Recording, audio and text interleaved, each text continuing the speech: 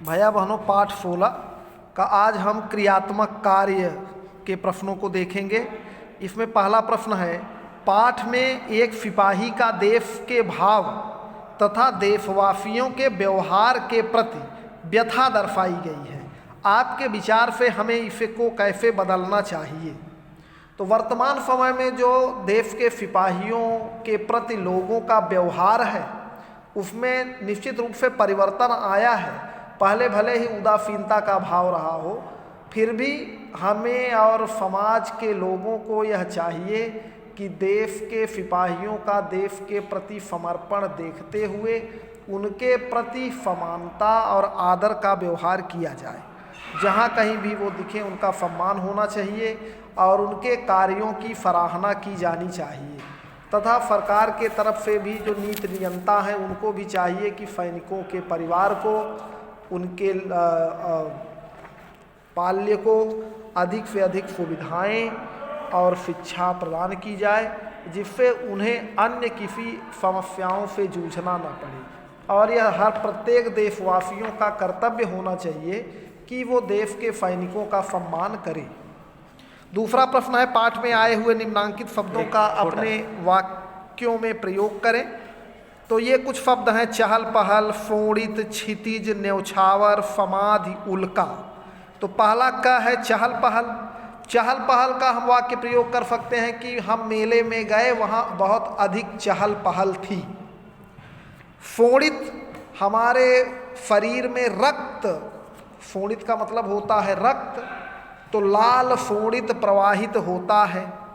क्षितिज, पृथ्वी और आकाश के मिलन स्थल को हम क्षितिज कहते हैं। न्यौछावर, हमें देश की सेवा के लिए अपने प्राणों का न्यौछावर कर देना चाहिए। समाधि, महारानी लक्ष्मीबाई की समाधि हमें अत्यंत प्रिय है। उल्का, आसमान में उल्का पिंड भी पाए जाते हैं। तो ये सारे प्रश्न हो सकते हैं। तीसरा है, जब दो शब्दों के बीच योजक शब्द या कारक चिन्ह का लोप होकर योजक चिन्ह लगते हैं तो तत्पुरुष समास, जैसे सेवा धर्म, तो इसका होगा सेवा का धर्म। पाठ में आए ऐसे 4 शब्द छांटकर लिखें तथा उनका समास विग्रह करें। तो पहला शब्द तो यही है, देखिए, ध्वजा श्रृंग लिखा है ना, ध्वजा श्रृंग माने ध्वजा के श्रृंग पर।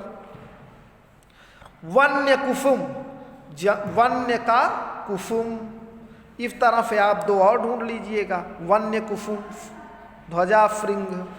अच्छा, ध्यान देने योग्य एक चीज़ और भी है कि योजक शब्द और का लोप होने पर भी यही चिन्ह लगता है, परंतु वहाँ द्वंद्व समास होता है। ये है कि द्वंद्व समास में दोनों पद प्रधान होते हैं, जैसे दिन रात का विग्रह दिन और रात होगा, यह द्वंद्व समास का उदाहरण है। अगला है, भाषा के लिखित रूप में रुकने या विराम के लिए कुछ संकेत चिन्हों का प्रयोग किया जाता है। इन्हें विराम चिन्ह कहते हैं, जैसे पूर्ण विराम, अर्ध विराम, अल्प विराम। पाठ में आए हुए विराम चिन्हों को छांटकर उनके नाम के साथ लिखिए। तो आप जानते ही हैं, कविता में देख लीजिए कौन कौन से विराम हैं। कहीं पर प्रश्नवाचक चिन्ह लगा है, ये प्रश्नवाचक चिन्ह है। कहीं पर अल्प विराम है, कहीं पर अर्ध विराम है, कहीं पर योजक चिन्ह लगा है, और यही चीज़ें हैं। कहीं पर पूर्ण विराम हो सकता है, होगा, बाकी और कुछ नहीं है। तो आप पहचान करके उसको आसानी से लिख सकते हैं। पाठ में ऐसे है, देखिए, पाठ में एक पंक्ति है, विजय बिटप को देख बिकच देख जिस दिन हृदय जुड़ाओगे, आई है। हृदय जुड़ाना एक मुहावरा है जो कम शब्दों में अधिक भाव व्यक्त करता है।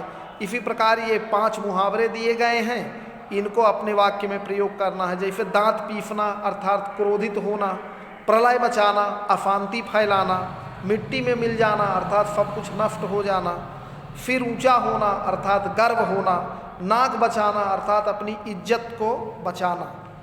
तो ये क्रियात्मक कार्य है, आज इसको करिएगा। कल भाषा कौशल बता करके पाठ समाप्त करेंगे। धन्यवाद।